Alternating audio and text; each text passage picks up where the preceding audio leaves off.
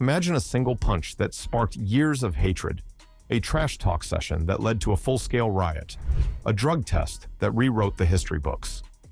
These moments aren't fiction. They're the real stories behind MMA's craziest rivalries, and you're about to see them all. We're talking Tito versus Chuck. What a buzz in the air. The energy off the charts here at the forum. McGregor versus Khabib.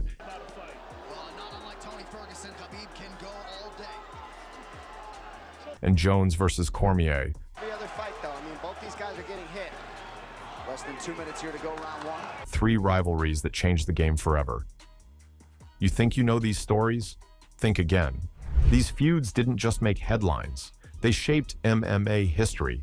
They got fans obsessed. They turned normal people into die-hard followers. And they're about to blow your mind. Why do these rivalries matter? Because they're not just about fighting. They're about ego, pride, and raw emotion. They're about 2 warriors who can't stand each other. And when they finally meet in the Octagon, fireworks. You think you've seen bad blood? Wait till you hear about Tito and Chuck. These guys took "I hate you" to a whole new level. One said he'd try to kill the other. But the real shocker? It's not who won, it's how it all went down. Tito Ortiz and Chuck Liddell, 2 names that defined an era in MMA. But their story isn't just about epic fights. It's about friendship turned sour, betrayal, and a rivalry that lasted over a decade. These guys weren't always enemies. They started as training partners, pushing each other to be better. But you know what they say about 2 alphas in 1 pack. It wasn't long before things got heated. Their first fight, it was like watching a volcano erupt. UFC 47, April 2nd, 2004. Liddell knocked out Ortiz in the 2nd round.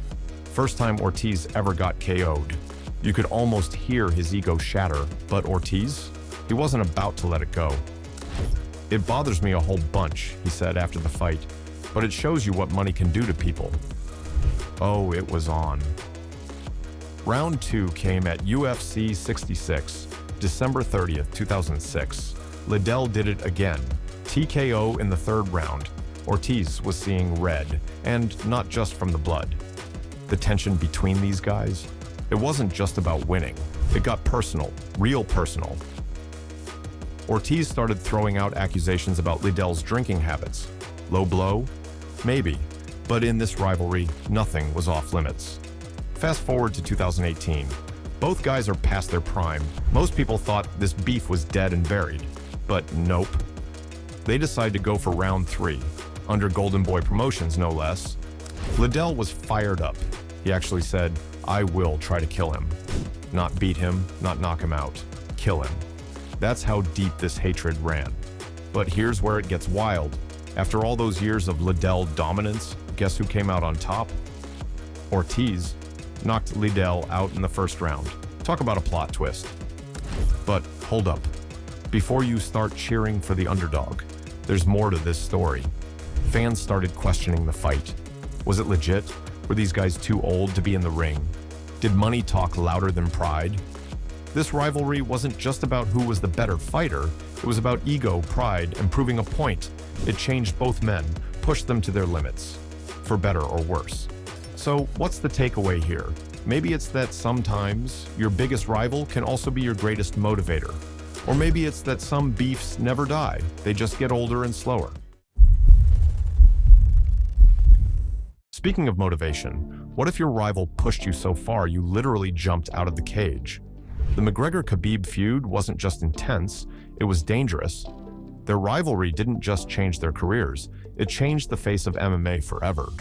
You've seen fighters talk trash, but McGregor and Khabib? They took it to a whole new level. This wasn't just about winning fights. It was personal, really personal. It all started with words. McGregor, known for his sharp tongue, went after Khabib hard. But he didn't just mock his fighting style.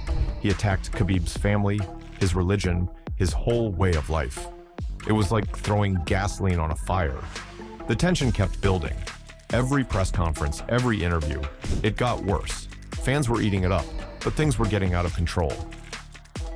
Then came the bus incident. McGregor threw a hand truck at a bus carrying Khabib and other fighters. Glass shattered, people got hurt. It was chaos. By the time UFC 229 rolled around, the atmosphere was electric. Dangerous even. This wasn't just another fight. It was personal vendetta time. The world was watching.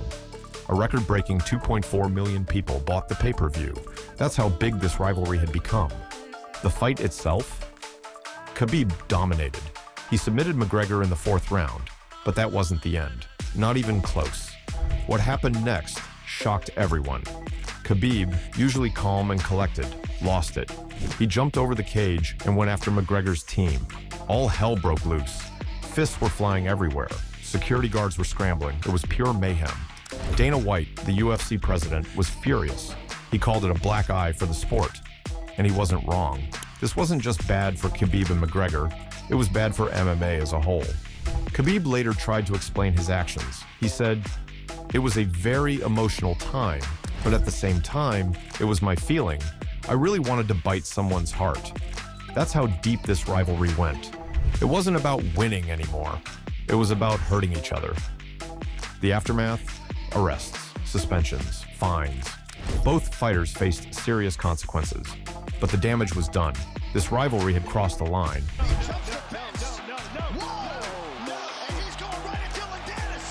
It wasn't just about sport anymore.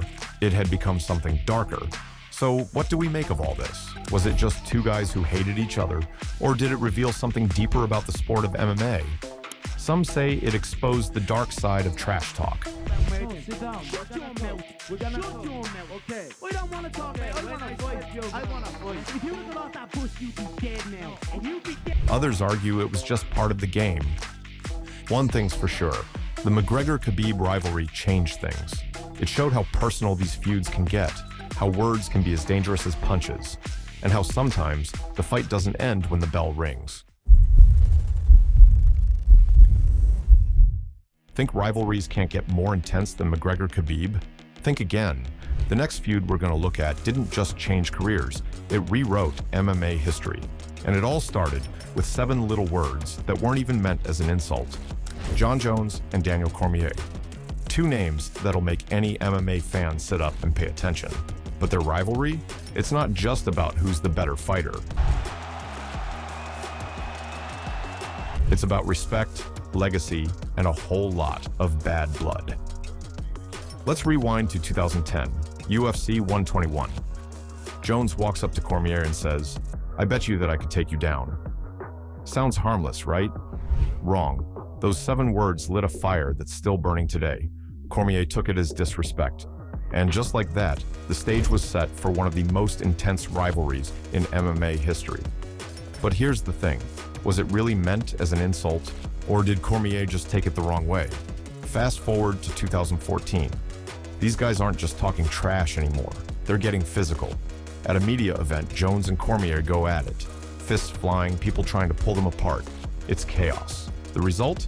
Fines and community service for both. Cormier got hit with a $9,000 fine and 20 hours of community service. Jones, $40,000 in 40 hours. That's how serious this got. Then came their first fight, UFC 182, January 2015. Jones wins by unanimous decision, Cormier's first ever loss. But it's what Jones says after that really twists the knife. "I don't respect Daniel Cormier. I hope he's somewhere crying right now. I'm sure he is." Ouch. Talk about salt in the wound. But the story doesn't end there, not even close. Their rematch at UFC 214 in 2017 is where things get really wild. Jones knocks out Cormier in the 3rd round. Game over, right? Not so fast. The victory gets overturned. Why? Jones fails a drug test. Tests positive for an anabolic steroid. Just like that, the win becomes a no contest. Now, we're not just talking about a rivalry. We're talking about legacies, about what it means to be a champion. Cormier gets his belt back without even fighting. But you gotta wonder, does it feel the same? Years pass, but the bad blood, it's still there.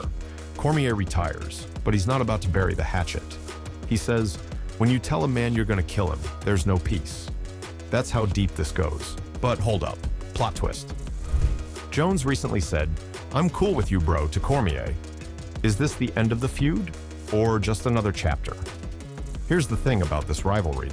It's not just about wins and losses. It's about how far two guys will go to prove they're the best. It's about pride, respect, and what happens when those things clash head-on. So what do we make of all this? Was it all based on a misunderstanding? Did that one comment really spark all this drama? Or was it just a matter of time before these two titans collided? So we've seen some crazy rivalries, right? Tito and Chuck going at it for years, McGregor and Khabib taking trash talk to a whole new level, and Jones and Cormier turning a simple comment into a full-blown war. But here's the big question. Are these rivalries good or bad for MMA? Some fans love the drama. It gets them hyped, makes the fights more exciting. But others, they think it's ruining the sport. These feuds bring in the big bucks, no doubt. But at what cost? We've seen bus attacks, post-fight brawls, and failed drug tests. Is this what MMA is all about now? So, what do you think?